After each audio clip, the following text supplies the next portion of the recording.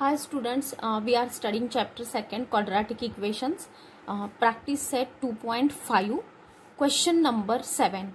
Find the value of k if the roots of the following quadratic equations are real and equal. Now students, we have studied that a point, that is nature of roots of the quadratic equations. Okay, म्हणजे quadratic equations च्या roots चा nature काय असतं ते आपण शिकलेलो आहोत. Okay, now in this question number 7 there are 2 sums.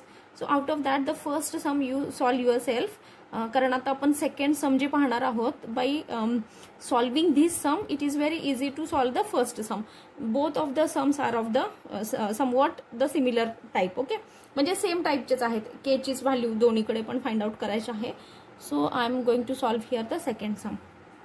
Now what is the second sum? Kx into bracket x minus 2 plus 6 is equal to 0. Now student, first we have to see the given equation is in the standard form or not. So no, it is not in the standard form. So write it into the standard form. It is the first step. So how to write it? Multiply this bracket x minus 2 with kx, so that what will get? Kx multiply x, that is kx square, minus this 2 multiply kx is 2kx.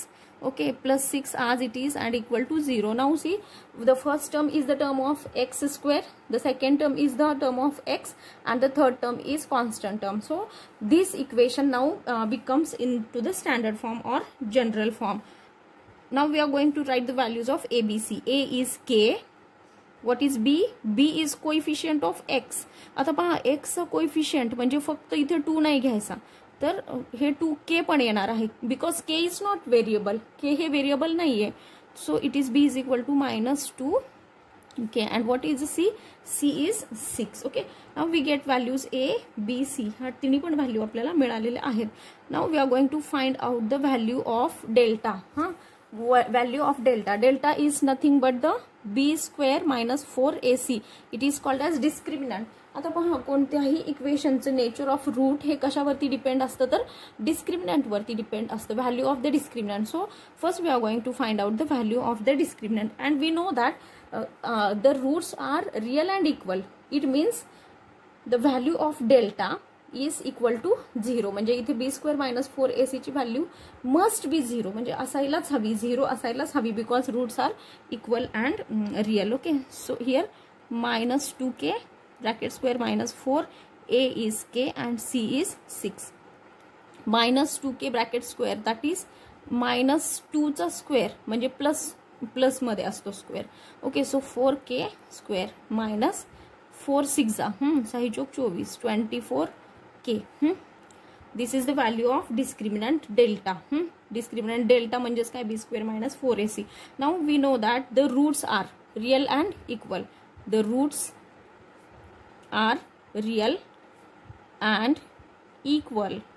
Okay, so therefore delta should be equal to 0. जर roots हे real आणि equal आहेत, हे it is given, हे दिलेलंच आहे, आणि जर roots real आणि इक्वल असतील तर देअरफॉर डेल्टा शुड बी 0, म्हणजे डेल्टा 0 असेलच किंवा असतोच. Now we are putting the value of delta, that is 4k square minus 24, sorry here it is -24k and which is equal to 0. Now students, you can see here, इथे पण k आहे, इकडे पण k आहे, इकडे 4 आहे, आणि 24 चे जर फॅक्टर्स आपण पाडले तर 4 सख 24, 4 6 24. So we can take 4 common from both of these terms. So after taking 4k common, only 1k remains here, and 4 6 4 sakh 24, 4 6 24, and k we have taken common here. So if the multiplication of these two is equal to 0, it means at least one factor should be equal to 0, means 4k is equal to 0 or k minus 6 is equal to 0. It means k is equal to 0, or पहा ना, आता इथे 4 is multiplied to k. If we divide both sides with 4, then 4 will cancel. Therefore k is equal to 0/4, and 0 something is always 0. 0 divided by काही कोणताही number असू दे, तो 0च answer येतं. And k is equal to this -6 will be 6. Okay, now here k is equal to 0. K is equal to 0 is unacceptable. का बरं unacceptable का? Because if we put this value of k in place of the quadratic equation in the first term किंवा second term, the whole first and second term will be 0.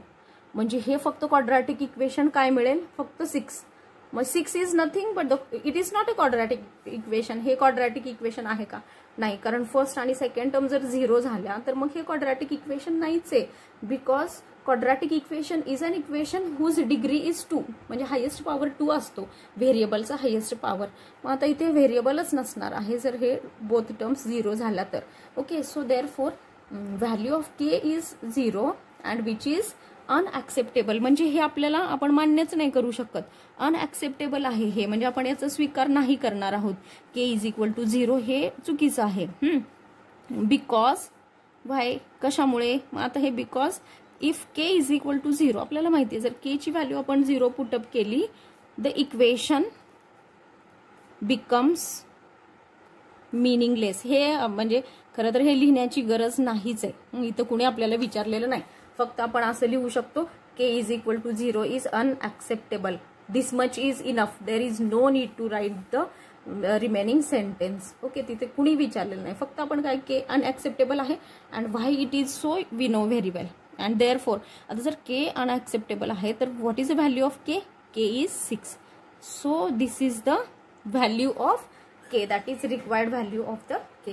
So in this way students you can solve the different questions based on the find the value of k.